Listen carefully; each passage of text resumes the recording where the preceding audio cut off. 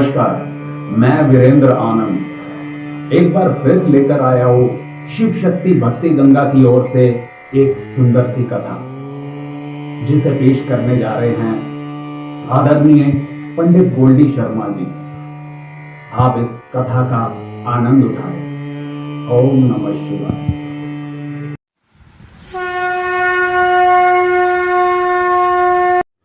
ओम नमः शिवाय। शिव शक्ति भक्ति गंगा में आप सभी का स्वागत है।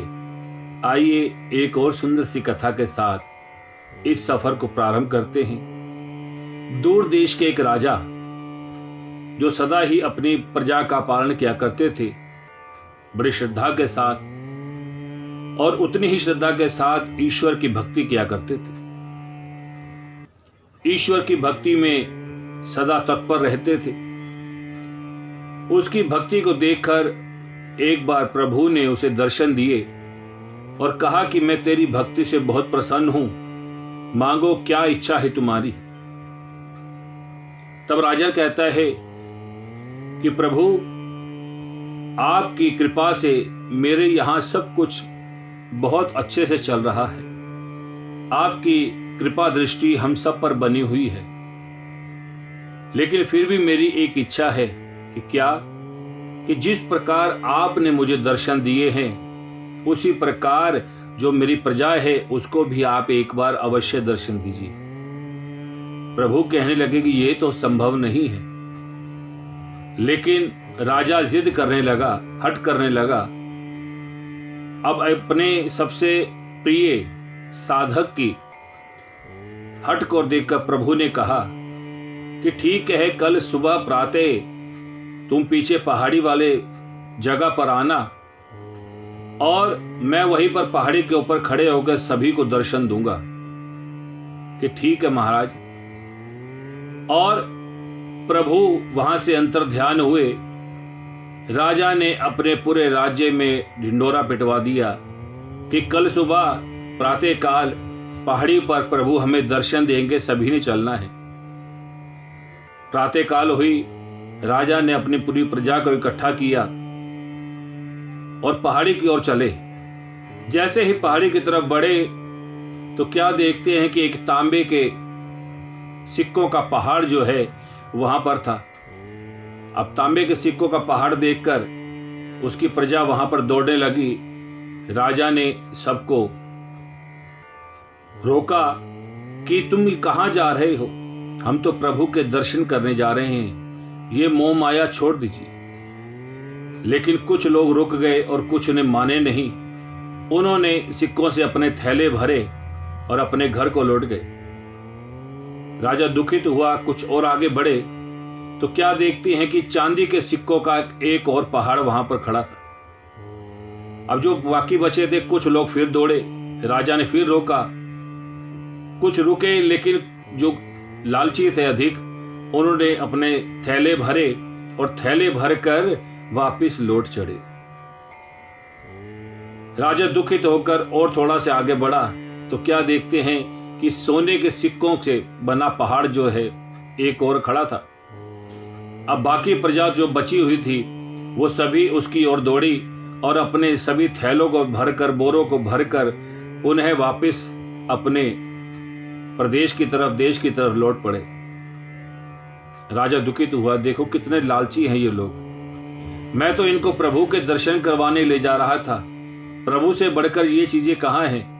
कितने लालची हैं ये लोग। जी महाराज। उनकी रानी ने उनका समर्थन देते हुए शब्द कहे कि आप बिल्कुल सही कह रहे हैं महाराज, यह लोग बहुत लालची हैं। राजा ने कहा कि मैं तो प्रभु के दर्शन करने जाऊंगा। और प्रभु के दर्शन करने आगे जैसे ही बढ़े तो क्या देखते हैं कि बहुत ही सतरंगी हीरो का एक पहाड़ और खड़ा था। अब रानी से रुका नहीं गया। रानी झट से दौड़ी और जाकर वो थैला भरने लगी, बोरे भरने लगी। जब वो जगह कम पड़ गई, थैले कम पड़ गए, तो उसने अपने आंचल से हीरे जवाहरात भरने लगी। उन हीरो को भरते भरते रानी ने कहा कि महाराज, मैं नहीं जा पाऊंगी, मैं तो अपने महल में जा रही हूं।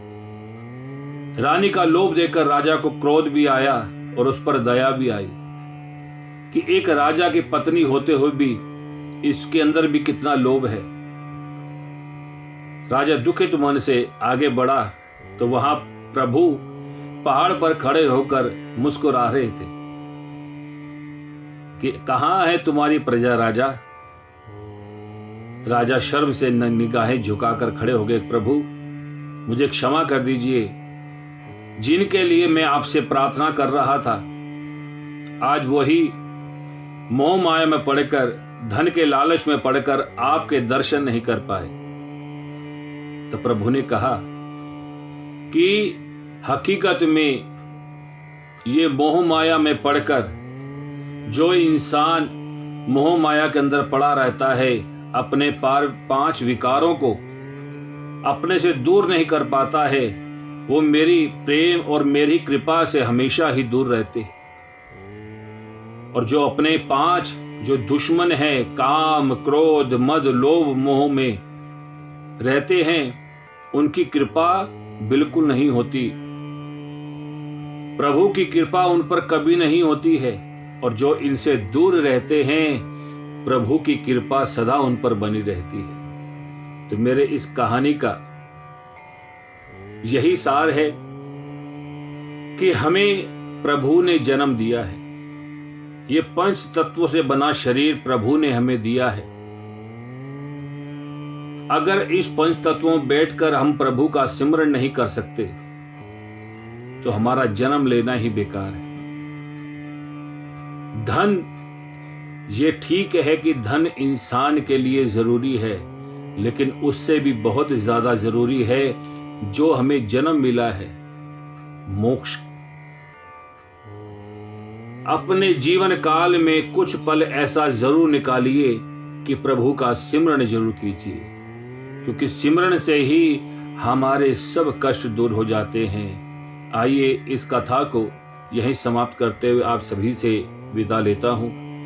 ओम नमः शिवाय।